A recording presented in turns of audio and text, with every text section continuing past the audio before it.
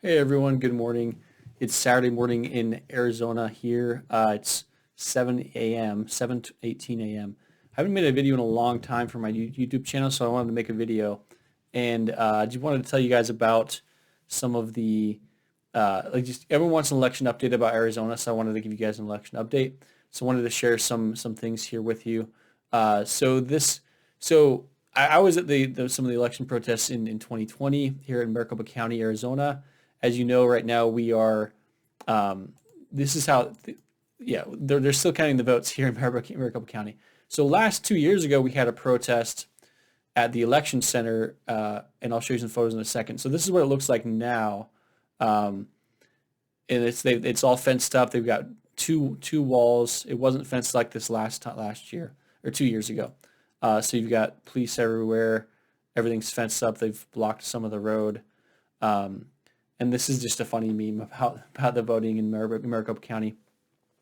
Drive like you're tabulating votes in Maricopa County. I don't know. I don't think I should drive recklessly or, inappropriately. That's kind of what they're doing here. So yeah, here we are. It's taking more than 4 days. This is kind of how fast they're counting the ballots in Maricopa County. So here's another video, kind of a meme. Democrat runs straight counting votes. The funny thing is Maricopa County is run by Republicans. Maricopa County Recorder is Stephen Richer. He's Republican. And so it doesn't, and then the Board of Supervisors, the majority Republican.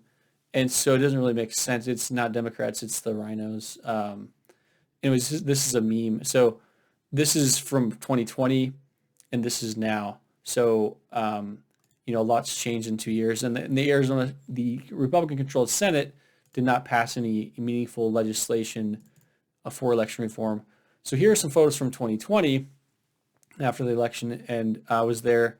And this is me with Dr. Cordy Williams, who ran for Senate in California recently. So you can see how many people were there. There's just tons and tons of people, thousands of people, peacefully protesting, praying every day.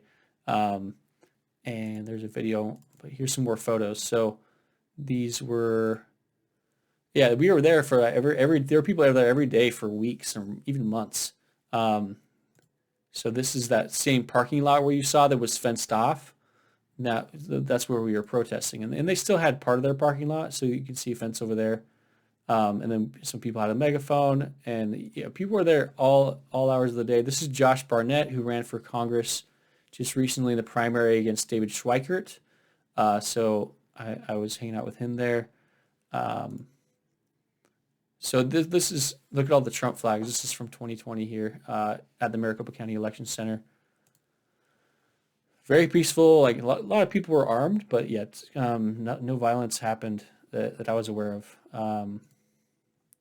So the media was there. This is there was some Spanish media there, local media that didn't decline to interview me. They didn't want to hear from a Trump supporter. So here's some more photos. See, this is during the prayer. People are praying. This is probably my favorite photo here. So anyway, long story short, a lot's changed since 2020. I don't know if it's for the better or for worse. Here's another photo here of what the protests looked like. So let's talk about the election results. So what's going on? What are the numbers at? So there's still about 346,000 votes left to count. So there was a record number of ballots dropped off on election day. So mail-in ballots dropped off at election day, and that's about 275,000 ballots dropped off on election day. So, doing the math, let me pull out my calculator here, but it shouldn't be that hard to count that many ballots, right? Like, I don't know how many employees they have, but yeah, let's do the math real quick. Calculator, where's my calculator?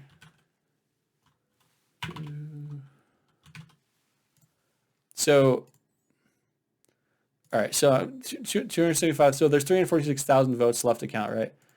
So if let's say we have 100 employees, right? So that's 3,400 ballots per employee. So if there's 100 employees counting, then they each have to count 3,460 ballots.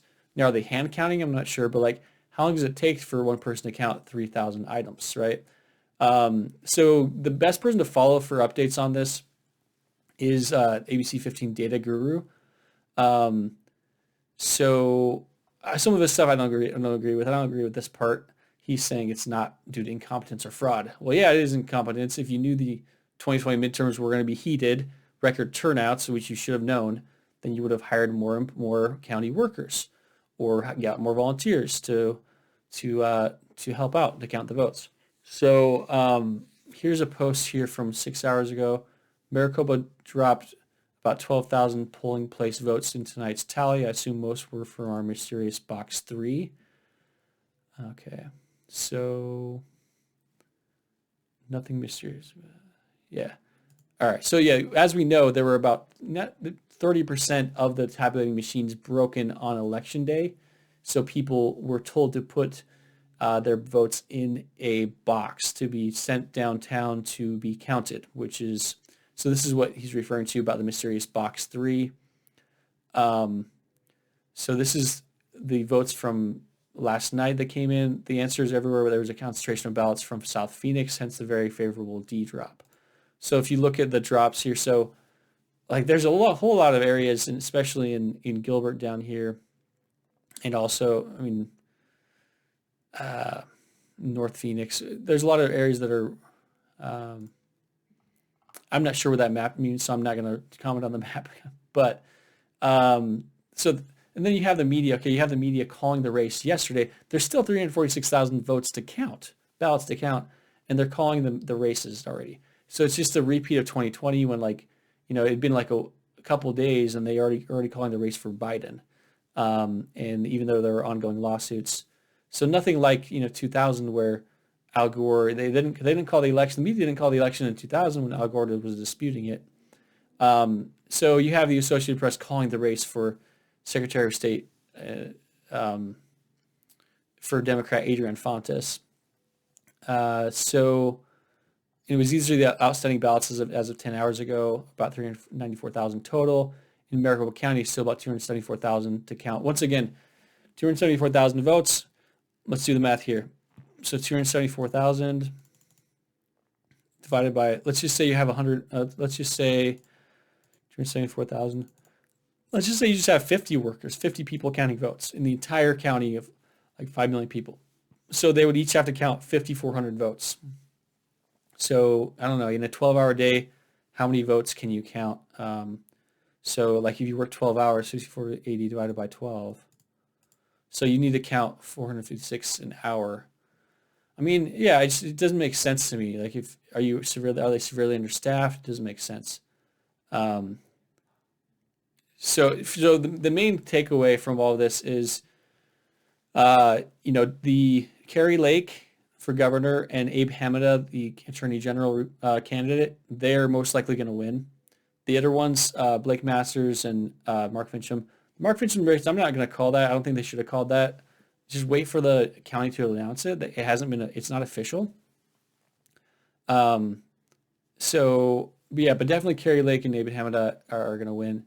But yeah, it's just suspect when you wait so long to count them, and the process needs to be improved. So for other election updates, Charlie Kirk has some good updates about the election here. So hearing tonight's Maricopa drop, including nothing from Gilbert, Paradise Valley, Chandler, etc.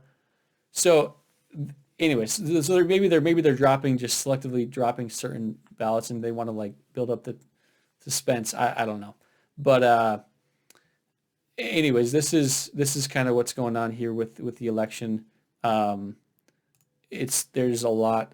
Yeah, it's not ideal. We want to have transparency, and we want to be able to count the votes in a timely manner, and that's not happening. Make sure to check out my book, Behind the Mask of Facebook. In my book, I write about an experience I had in 2020 when I went to volunteer for someone running for mayor. There were some questionable things happening at a polling location, and so make sure to check that out, and make sure to check out my book, Behind the Mask of Facebook. You can go to ryanhartway.org/book and check that out. And Guys, thanks for tuning into today's video. Also, there's a lot of happening in Brazil. I'll make another video talking about the Brazil election from last week. There's a lot happening there. But I hope you guys have a great weekend. I hope you had a great Veterans Day, and take care.